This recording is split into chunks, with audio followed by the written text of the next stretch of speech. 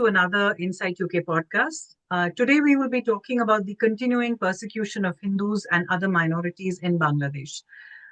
For this, we have with us Pushpita Gupta, who is a Labour councillor in London Borough of Redbridge, representing the Seven Kings Ward on the Redbridge Council.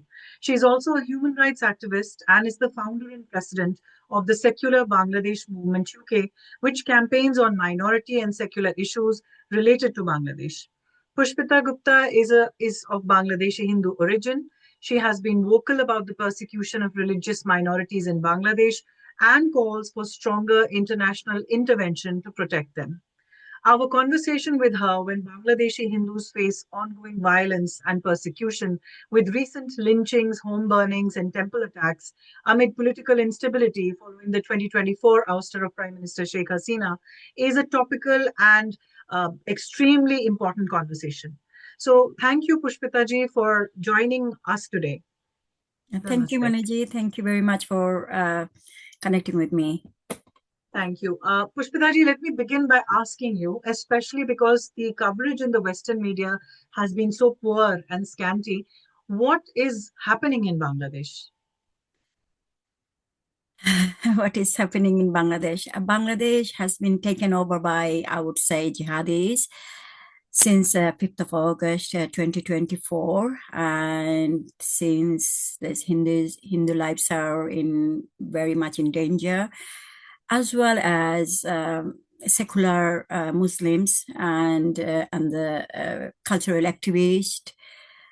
Especially, I would say, it's an attack on culture, attack on our identity, attack on Bengalis' identity, attack on 1971, and attack on freedom fighters, and overall attack on Bengals and the people who are believers of richest culture of Bengal. So it's been attacked. Yeah. So Hindus, if I mention about Hindus, Hindus' lives are in danger for many, many years. And Western media or local media or Bangladesh media hardly did speak about it. And they are very, very quiet. And all the time I hear from the government, whoever was in power, all the time I hear that it's just one incident. But it wasn't one incident. It was a systematic killing of Hindus. And although previous government, when Sheikh Hasina was in power, so many of us are from my freedom fighters families, because our ancestors fought for the country. So automatically all Hindus believes in Sheikh Hasina and her father of the nation, Sheikh Mujibur Rahman, Bangabandhu Sheikh Mujibur Rahman. And because of that, a lot of hatred, I would say hatred against Hindus, because they're supporters of Sheikh Hasina or supporters of Bangabandhu Sheikh Mujibur Rahman. Although Hindus did not get much justice during Sheikh Hasina's government was in power. But then it was much safer, I would say. Hindus were much safer. I felt safer, and I used to go to Bangladesh and did mention, and I used to hold seminars in different cities in Bangladesh. Used to meet with Sheikh Hasina's government officials, bringing these issues. I used to call the police officers. What is happening? If anything we hear, I used to call the police officer asking, can you do the proper investigation? And so some kind of response I used to get. But then since 5th of August, that is deteriorate. Is really, really, Hindus are, I would say, in my, like, I never hear anything like that. And I used to hear the stories of 1971, what happened to Hindus. And it is not much different than 1971, to be honest, because Hindus living in fear every day. You hear the brutal killing of Hindus, and then threatened, and then women are being raped and minors are being raped. It's just ongoing. all the time. Yes, I mean, the fact that you mentioned that earlier also Hindus had issues, of protection, safety, etc. But at least you could talk to the authority, you could talk to the government, and that's not the case now. I mean, only today I read about a Bangladeshi Hindu widow, 40-year-old, who was raped by two Bangladeshi Muslim men, tied to the tree, and her hair was Absolutely. cut, so she was tortured. And you rightly pointed out, Pushpitaji, that the global attention on these issues. We've had the absolutely horrific burning of the Bangladeshi Hindu man Deepu Das. There have been more killings after him. I believe after I read about this Bangladeshi Hindu widow being raped today, I also just an hour back read about a Hindu man being shot. So the attention on these issues about Hindus and other minorities in Bangladesh is not sustained, at least in the Western media. We are not hearing them it's not enough, I would say. So, since you mentioned that it's almost like 1971, and the statistics, of course, show that the Bangladeshi Hindu population has been falling consistently over decades. Why is this so? And also have historical events like 47 partition, 65 war, 71 the independence movement. Has this accelerated besides the ongoing socio-political conditions that we are seeing now? So actually, I would say when Sheikh Hasina's government was in power, by the way, I've been in this field and fighting for Hindus and women's rights in Bangladesh since 2003. So it's been 22 years, I would say, or more than 22 years. And my observation is a rising of extremism. And this is purely against India. And when because 1971, there were people who are against Bangladesh. They were in pro-Pakistani armies, and they were collaborating with Pakistani armies to kill Hindus, especially, or intellectuals in Bangladesh. And these people still living in Bangladesh. They got their children, they got their grandchildren, and the brainwashed and the madrasas are growing. And even during Sheikh Hasina's government, they built, I don't know, I cannot count, like I think they given 500 model mosque and madrasas, unlimited madrasas everywhere in Bangladesh. So children are being sent to madrasas rather than sending into proper comprehensive schools or primary schools. So they have lack of education. They have no education about history of Bangladesh. They don't know anything about Hindus in Bangladesh. They don't know the sacrifice the Hindus, for Bangladesh, Hindus given their lives for Bangladesh. So many of them, I would say, uneducated, illiterate, and then they're brainwashed. And the previous government, they did not do anything about it. And I would say we as a nation, we failed to do so because it's very, very shocking. Like I observe people kind of like bully me all the time. And I try to understand where they're coming from, what their issues are, or why do they hate me so much. So that is my observation is because they don't know the Hindu sacrifice and our Hindus history of Hindus in Bangladesh, and they have so much hatred against India, and because they hate India so much, they think Hindus automatically belongs to India. So they don't want to, how would say, they don't want to accept that this country is for Hindus as well, because there are as more Hindus being killed in 1971. My grandfather were freedom fighters. My mother, my uncle, my maternal uncle, they all sacrificed so much during 1971 and throughout of their lives, to be honest. And that was my upbringing. And my mom was a young widow with 6 children, and she had we are five sisters and a brother. So you can imagine she was a young widow with five young girls. And she had all the opportunities to move to India, whereas two of my uncles living in India, they were well settled, they were in politics, but she never left Bangladesh because she was so proud to be Bangladeshi. So that is my upbringing. So I have nothing to do with India. Yeah, I respect, okay, India is there, like when I have to preserve something. If I want to go to Goa or I want to go visit some Taj Mahal, I will visit India. But nothing to my country is Bangladesh. I'm a very patriotic person. So I love my country. This is my country. Why should I move to India? That's me, and that's my upbringing, and that's my education for my own mother. But then this is what it is at the moment. That's what. But the rise of extremism, and I have been raising that for many, many, many years, because we could see it. The people who are actually in this field, in human rights, they can actually see it, where they're coming from, the rise of extremism.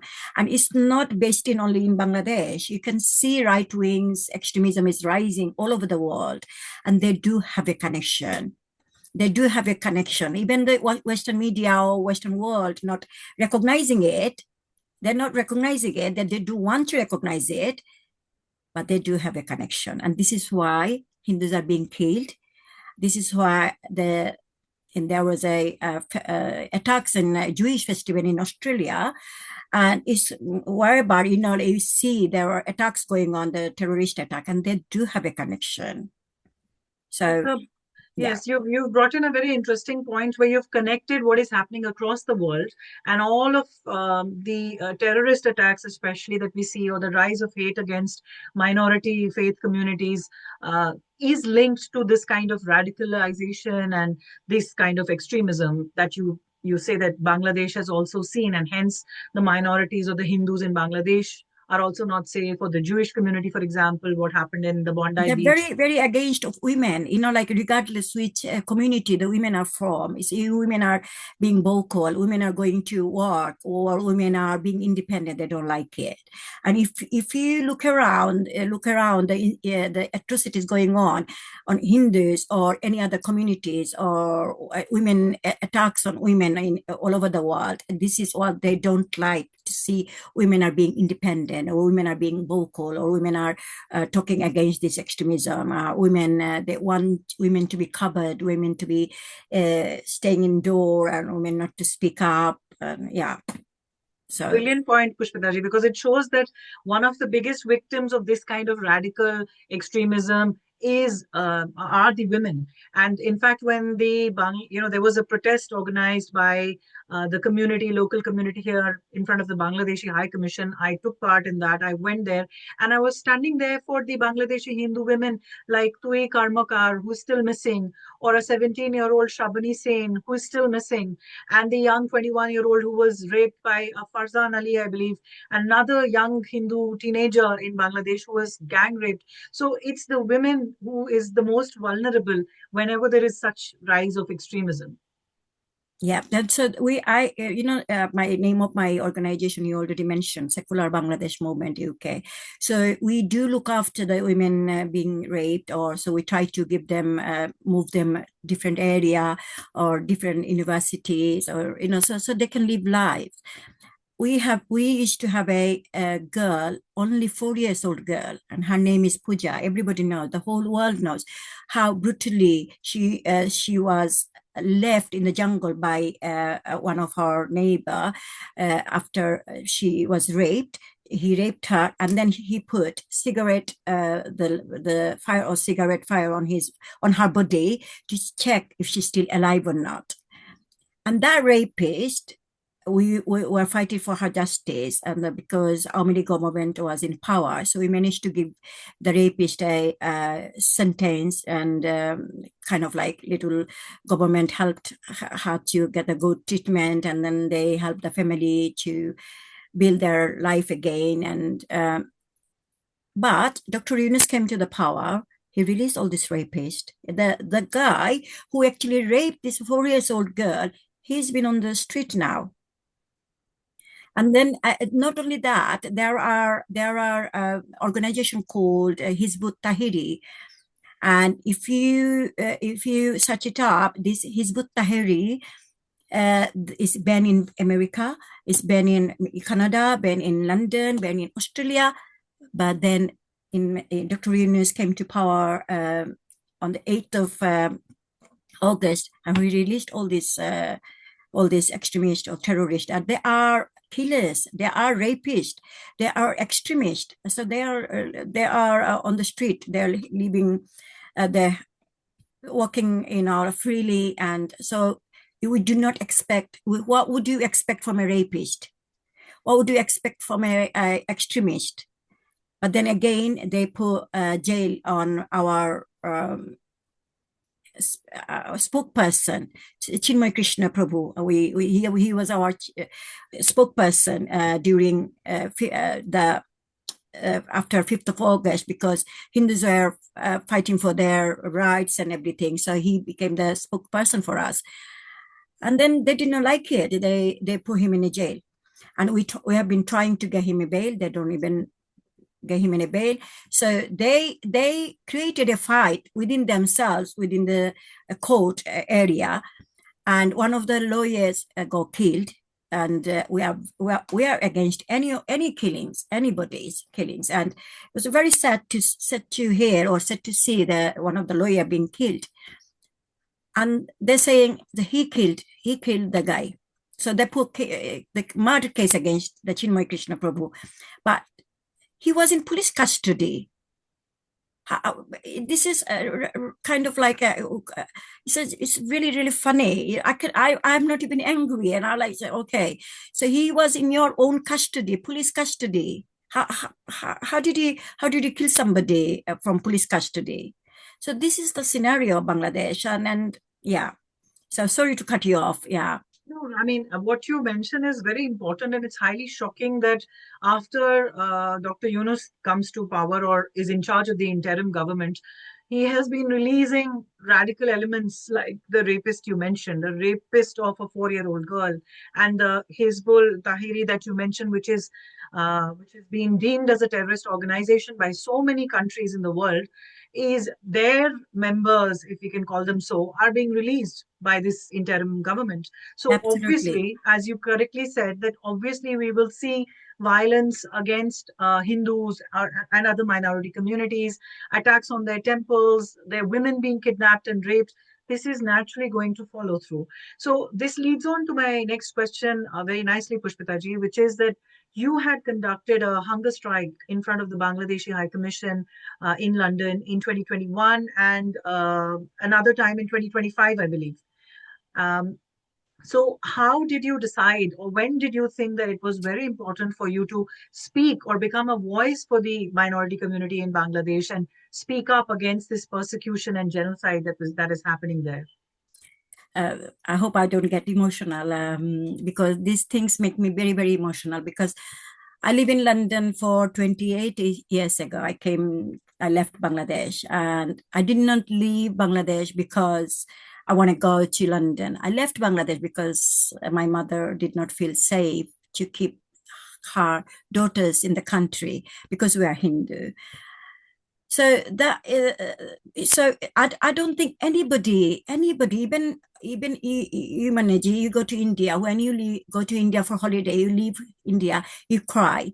And then from that point, I see how people are fleeing the country because they don't feel safe.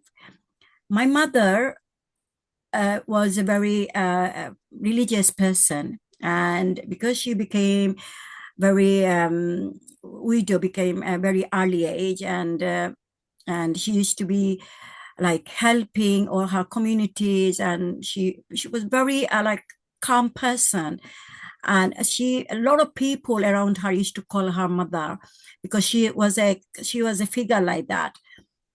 And one morning, and her actually, she had like a kind of like a really beautiful temple. And one morning, and they actually broke into the temple, and they spreaded beef, like cow meat, in her temple. And she could not tolerate this, and she could not accept this, or I forget about accepting. She was in a shock, and then she had a stroke from that point, and she never recovered from it. So they actually killed my mother because I witnessed this in front of my eyes, because it's early mornings, 5 o'clock in the morning. There's the family rituals. You need to get up early in the morning. You go out and get some flowers for the prayers and all that. My mom had early showers, and then do some prayers, and then she opened the temple, and this is what is happening to her temple.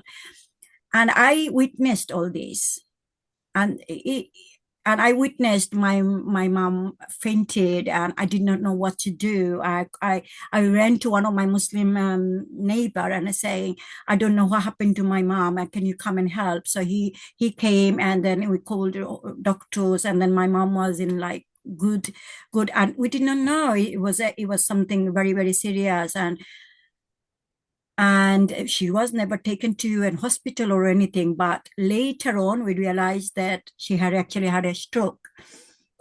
So these are the memories. Like, it's a trauma within myself, because when I speak to people like you, when I share my experience with other people, that kind of it's a release. It's kind of, I feel okay, yeah, I feel relief talking about it. But then again, it's a memory of my upbringing, and I'm thinking nothing has changed. It's got worse. It's gone worse. So, like, since I came to London, I had a dream that I will fight for the people who are left in the country. I cannot bring everybody from Bangladesh to London, not all the Hindus. Like, I always say, okay, whatever happening because of their religion, I will fight for them. I'll fight for I'll fight for their rights. So this is my rights. And my home, actual home, in Bangladesh, most of the people who works in the city, they have a village home, and that my village home was grabbed by one of my village neighbor, and we never got it back, never, because the village home was a big, massive village home. We used to get our rice and lentils and the sugarcane, oil, everything. But one morning we were told that this is not our house anymore. So the pain I go through, and I see, and so this is when I see people are going through compared to my pain, their pain is much bigger, because they're being raped. They are being destroyed. Their house has been destroyed in front of their children. And you mentioned about Dipu Das. Did you see the video? What happened to him? Because he got a promotion, he was beaten up. They made him nude. They've taken his clothes off. They hanged him. They burnt him alive. Every religion maintain the dignity of their dead bodies. Every religion, when they say goodbye to their dead bodies, whoever the loved ones, they put good clothes on, right? But what they did to Dipu Das, they're not beaten him up. They're taking his clothes off. No dignity of the dead bodies. They put him on fire. The whole world saw his naked body. So when this is only one story, and these are the stories, because Bangladeshi people cannot talk about it. Bangladeshi people are living in fear. Bangladeshi women are hiding, and they just, like, they're just living like, I don't know how I have lost word, to be honest. And since then, I try to be their voice, be there for them. Like, I won't be able to do much for them. So all I can do, I talk, I speak up, I raise awareness. I see somebody, AMP or wherever, I say, please do talk about Hindus in Bangladesh. And the incident is ongoing. So when I see things, and you mentioned about 2021, that time, the Sheikh Hasina's government was in power. And we celebrate Bangladeshi Hindus. Bengal's biggest festival is called Durga Puja. So you Indians celebrate Navaratri. So you start 9 days, we start from 5 days. On the day, fifth day. So in Durga Puja, they destroyed. It was a lie again. They put a Quran in front of the Durga's deities, deities of the Quran in front of the Durga deities, and they said some Hindu did it, but actually they did it, and it was on the camera. Because of that, some radicalized Islamist and fundamentalist, they destroy so many all over the country. They destroy so many Durga deities in Bangladesh, and it broke my heart, and the people were crying. And so at that point, like I wanted people to hear me out, and I thought there is nothing I can do. I can only go and sit down in Bangladesh High Commission and go for hunger strike. Probably my voice will get heard. So that was that. And I remember Bangladesh High Commission at the end, because I did not give up. And I said, no, I'm not going to give up. And then the president of Bangladesh, he actually came to meet up. And then he said, like, we promise we will look after you. We'll do this, we'll do that. However, and then 2025 and in August, the incident was like every single day. You know what is happening since 2024 August, and it's thousands of women getting killed. It's not only Hindus, it's like women in general being raped, gang raped, they're being murdered, and it just and then young girls and minor girls are being very, very common. It's like in January to August, it's like 3,000 minors being raped. So, like when you get tired of talking about it, you get tired of writing to UN, you get tired of writing to EU and the British Parliament and your MPs, and you just like, so I have nothing else left. I can give life, like, so every time I go for hunger strike, I actually go for until something good thing happen, and I'm not going to come back. I say goodbye to my daughters. I say goodbye to my husband when I go for hunger strike. I do it from my heart, and I say I'm going to go, and I'm not going to come back until something is being done for my community. Sorry. That's absolutely amazing, Pushpita ji. And in fact, 2021, 2025, we are talking about Sheikh Hasina government. And then when that Sheikh Hasina government is not there, the same kind of crimes are being committed, probably even more now. Now it's like it's just every day. Now they're threatening, they're telling. Today I had a conversation. Somebody sent me a phone conversation, and they're saying, oh, you have a colleague. Imagine you are working in a college or in a school. You will have a Muslim female colleague. So somebody asks a guy, why are you being friend with a Muslim colleague? And he said, she's my colleague.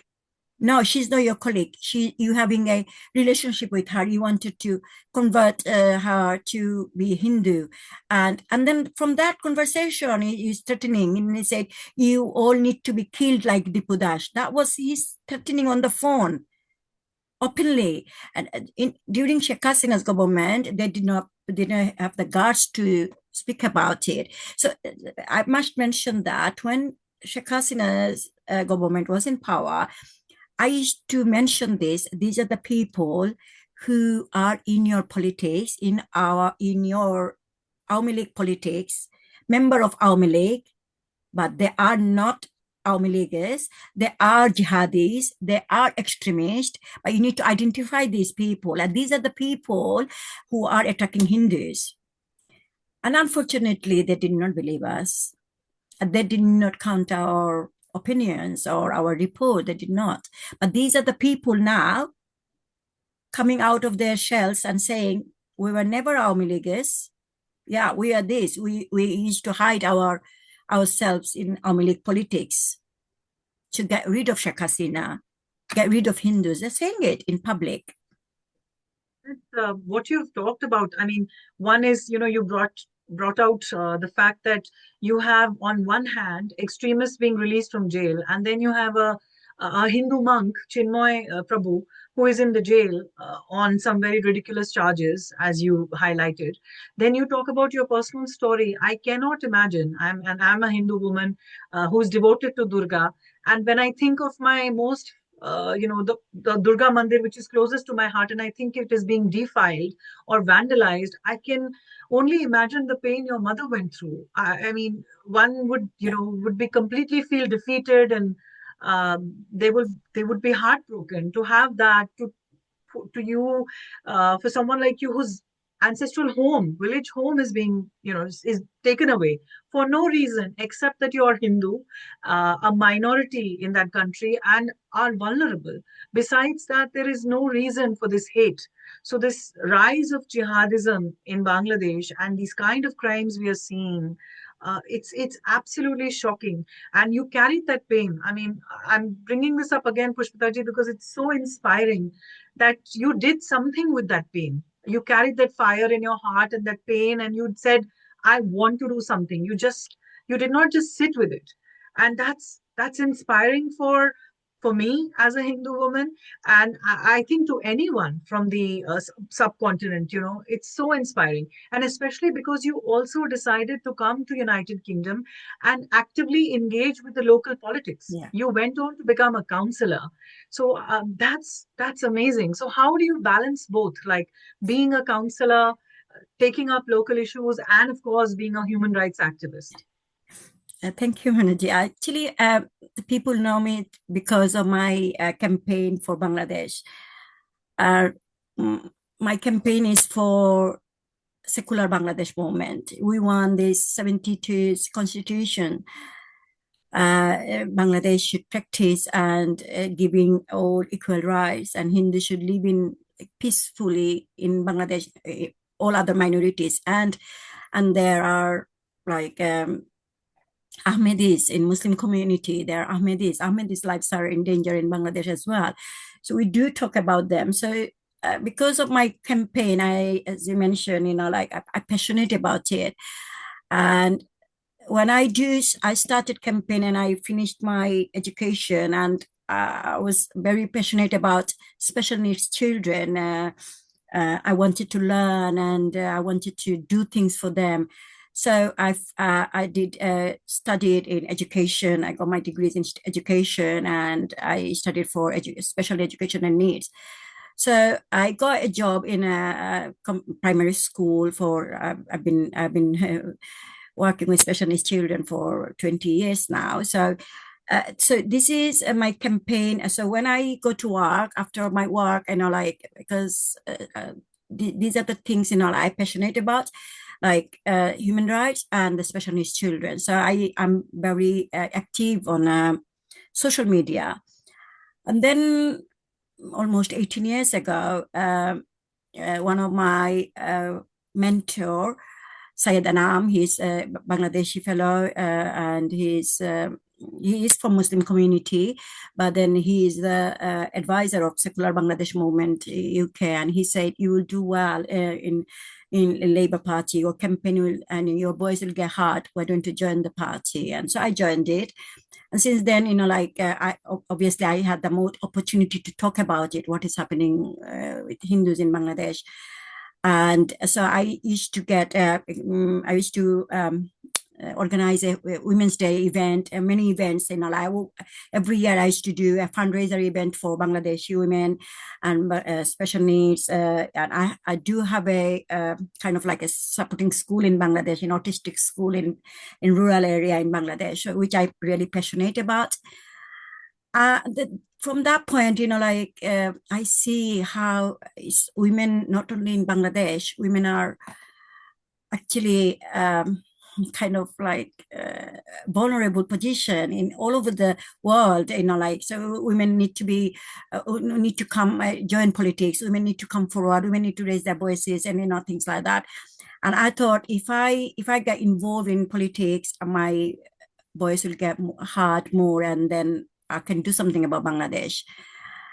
And then when the council election came in 2021, just after the COVID, and there was a by-election, and I put myself forward, and then yeah, I've been selected, and I got got elected. But how would I say this? So I am a counselor, like I care about community. That this is what I like. So I care about community. I care about special needs. I care about young people's mental health because it's very relevant, the mental health. And then when a parent got special needs children, the parents already suffering from something because they got a special needs child.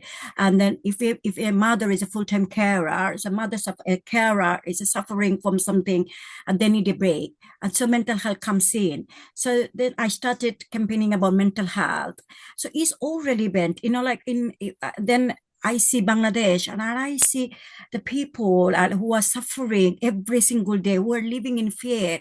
What happens to their mental health? Does anybody care about it? And I started talking about it. I started taking Zoom calls in Bangladesh, like women. And so it's all like relevant. It's all like linked to each other. If you talk, and politics is actually, like what you're passionate about. And I think a Labour Party given me more opportunities, and I think my voices get more heard more because I'm in politics, and I also get more access. I would say I access to certain areas, certain places, because me being a counselor, if I say like a conference, and we have a Labour Party conference, or we can say Hindus for Labour Party. So we have a stall, and then where I can have leaflets, and I can have proper talk about what is happening in Hindus in Bangladesh. And if I talk about, I've been invited to talk about women, and so I can go and talk about women in the politics and what is happening, and then I can link with women in Bangladesh. So it's all actually, if you think about it, it's all connected. Like if you want to live a good life, you have to have a good neighbor. You have to have a happy neighborhood to be happy. You cannot, because we human, we live in a society. You cannot be happy yourself if your society is not happy. Your society is not healthy. So we need to have a healthy environment, happy environment to be happy within yourself. And when you talk about happiness, it's not only for yourself, you take in a wider community. And then when you talk about wider community, you talk about your family, you talk about your roots. And me, myself, I always think, as long as I remember my roots, where I came from, who are my ancestors, and that they're sacrificed, then I can move forward. This is the only way I can move forward. I can grow myself, and I can remember, I can respect, okay, my ancestor did this, my father did this, my mom did this. Okay, I need to prove it. I need to give them a good name. I need to bring their like memories in life, and saying, okay, my mom did this for my country, my father did this for my country, and I should be doing this for my country. And it's a kind of a satisfaction, I would say. Like I know I haven't done anything satisfactory to do something for my own community, or Hindus in Bangladesh, or even 4 years old puja in Bangladesh. I haven't done anything, but what is giving me kind of satisfaction, that end of the day, I am talking about it. I'm speaking up. I am saying what about the opportunity I get. I am. But there are people who have the opportunity, but they don't talk. Brilliant, brilliant, Pushpita. I mean, the fact that you're in politics, very important. I think more women joining politics will make, It's very important, yeah. yes, yes, Mainstream politics is very big, and there are opportunities, and I am the first Hindu Bengali councillor in the UK. Yeah, so it's just like I put myself forward and I said, no, I can do it. And now another one. And now I see a lot of people coming forward, and which is really good to see that, yeah, that Hindus are coming forward and enjoying politics. Yeah. Absolutely. And being a woman. And I think Yeah. the way you talk about how it's all tied up, I am Yeah. seeing the very Hindu values of dharma, doing your duty, having a purpose, having a dhyay, and also seva, doing service to the Yeah. community wherever Yeah. you live. Yeah. And then Sarve Sukhina Santu, you want the community to be happy wherever you are, be it in Bangladesh or be it in United Kingdom, Red Bridge. Amazing. It's just highlights that your values match with what you're doing, the action that you're taking, and also doing your karma. So you're not Thank sitting, you're you. doing some action or the other you believe in doing. So brilliant. I can see, Pushpitaji, that this is going to Thank you. inspire so many people when they hear this podcast. But another question, which is a very natural question, and a lot of people ask this, that why should we talk, why should we be talking about Bangladesh in United Kingdom? How is it relevant? How is the issue of the 4-year-old Pooja? Of course it's a human rights issue, or Deepu Das, or what is happening in Bangladesh. Why is it relevant in the United Kingdom? How would you answer somebody like this, who asks this? It is just relevant for it's a Commonwealth country, and England or UK government play a big part of it, and we have a population, a Hindu population from Bangladesh living in UK, and their families living in Bangladesh and their family. When you have a family abroad and their lives are in fear, and we ask for protection, they should respond. And this is where the UK government should have a conversation with Bangladesh government, saying, like, why this is continuously happening. I know they have been raising these issues in the parliament many occasions. Many of MPs they did mention. They also mention about Chinmay Krishna Prabhu, where he's in jail, like unlawfully and things like that. But I think they do have a big uh, part, like that. They should play a big part of it, because many of us have contributed to this country politically, economically, many ways, and our families in Bangladesh living in fear, living in danger, giving lives, and just because we are Hindus, just because they are Hindus, or just because they are Buddhist or Christians, even Ahmadis, and some of them giving their lives just because they're progressive Muslims, and they believe that they Muslims are being killed because they are in politics. They are believers of progressive politics. They're believers of Awami League politics. So joining in politics not crime. We all have our rights to join politics, and women uh, women in politics in Bangladesh is dangerous. It's really dangerously that they're being attacked, they are being raped, they are tortured. And we have seen many videos that they actually arrested so many women and drugged some of the police officers, drugged them in the jail. And some of them are breastfeeding. Now some of the mothers are breastfeeding. They're being arrested just because they're in politics, or they believe in certain uh, parties or political parties. So it's UK must, and before it get too late. Otherwise, what is happening in Ukraine. I don't think we are far from that, because not many people raising their voices, not many media doing reports about it. It doesn't mean it's not happening. It's clearly Hindu genocide happening in Bangladesh, ethnic cleansing happening in Bangladesh, and UK should intervene now. No, very good points, Pushpataji. First of all, these are the British values. Yeah, Britain believes in freedom of religious beliefs. It believes in human rights. And there is an ongoing Hindu genocide in Bangladesh, so it must speak up.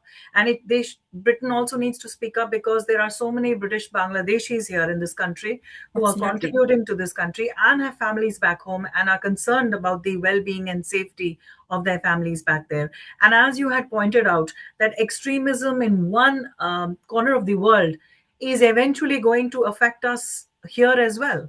So it's Today or very tomorrow, important. 100%. Yeah. Yes, so it's very, very important. So, my final question to you, Pushpitaji, if somebody wants to do something about this, and you've made such it's a clarion call that you've given that we must all do something about what is happening there. So, what can we do as individuals, as organizations?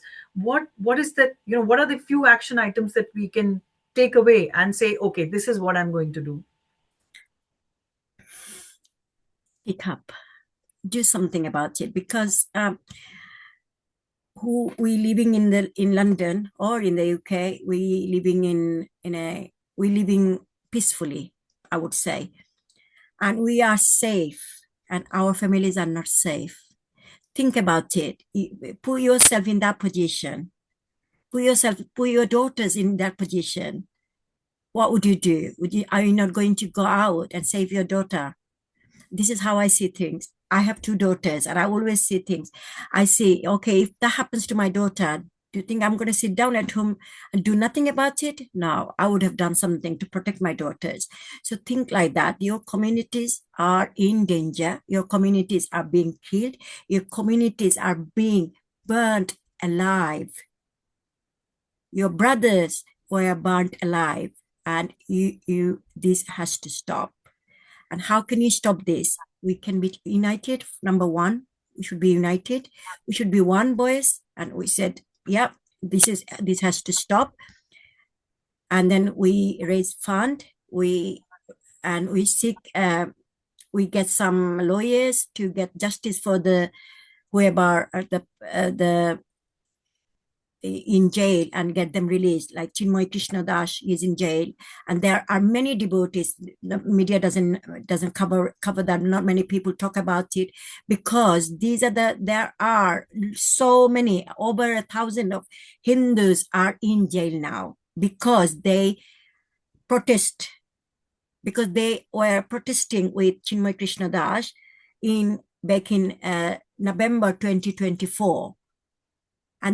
And these are the people that they were the only earning family members, and they are in jail now. Their wife, who doesn't go to work, their children, the young babies, and they have elderly parents, and they are living. They don't have food to survive. They don't have anything to survive, and they are just looking at us and asking, please feed us.